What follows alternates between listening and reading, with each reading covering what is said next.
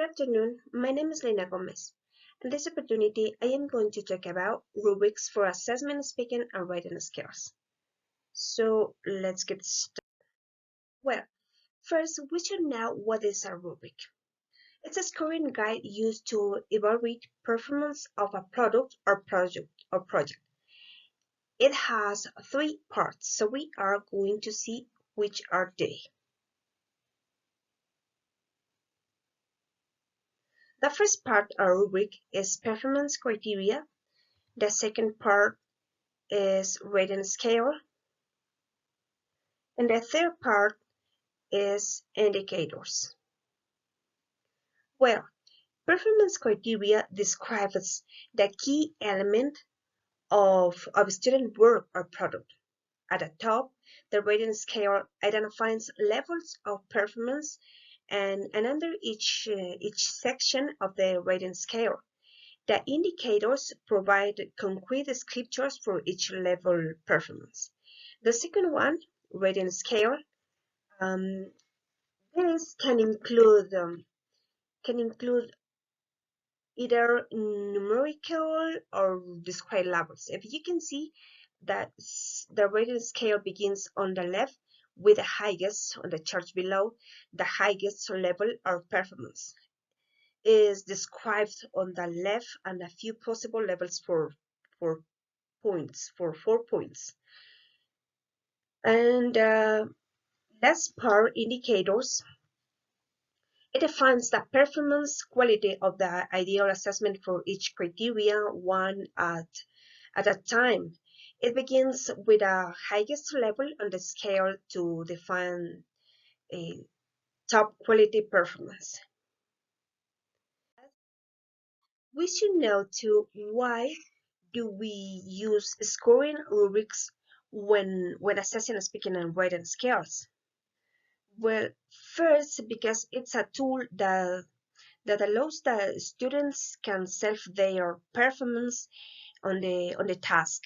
Secondly, because it allows the teacher has common criteria on evaluation that's going to help in the feedback. In other words, the rubric allows evaluate the performance of academic competencies.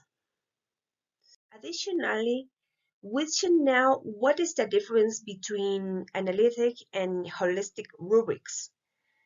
Well, holistic rubrics, this is a single criterion rubrics, one-dimensional, used to assess participants' overall achievement and on activity or item based on predefined achievement levels. And holistic rubrics may use a percentage of text only scoring method. The second one, analytic rubrics. This is two-dimensional rubrics with levels of achievement as columns and assessment criteria as rows. It allows you to assess participants' achievements based on multiple criteria using a single rubric. Analytic rubrics may use a point, custom points, or text-only score method. Well, now we are going to see the first rubric for speaking. Well, this rubric is created with a third part of rubric, indicators. If you can see, the topic is indicators rubric. That is a kind of rubric, is the level you have to take into account that this is the level that you want for all students to achieve the goals. Well, in order to elaborate this rubric, we need to create first indicators that are present at all performance levels.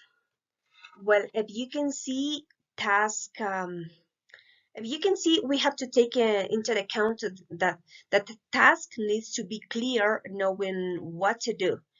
The task must be challenging but achievable for all students.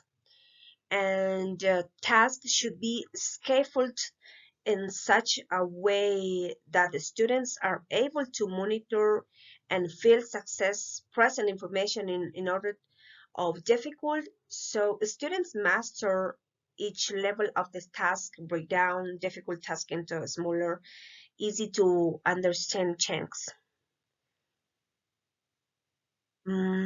This is the rubric for speaking. If you can see, the score is from 5 to 1, and the key elements are fluency, pronunciation and accent, vocabulary, grammar and details. Well, now I am going to read only the first indicators because they are the highest indicators. The first corresponding to fluency is smooth and fluid speech due to hesitation, not attempts to search for words. Volume is excellent. First indicator for pronunciation and accent is speech is frequently hesitant with some sentence left incomplete volume. The first indicator for vocabulary is excellent control of language features and wide range of well-chosen vocabulary. The first indicator for grammar in this case is accuracy, variety of grammatical structure. And the first indicator for details is excellent level of description, additional details beyond the required. You can see the next indicators. The second rubric is for writing.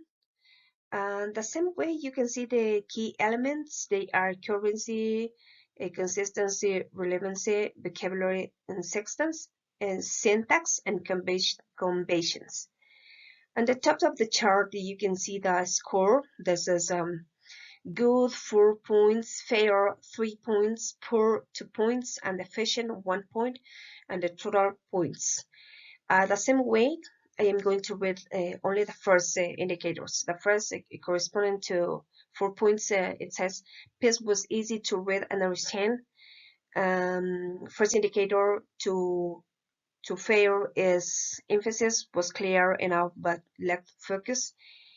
And indicator for poor is a piece was not very easy to read and understand. And the indicator for the efficient is piece was incoherent and lacked focuses, and was obvious that a student did not put enough time or effort into the pieces. So that's all for today, and thank you so much.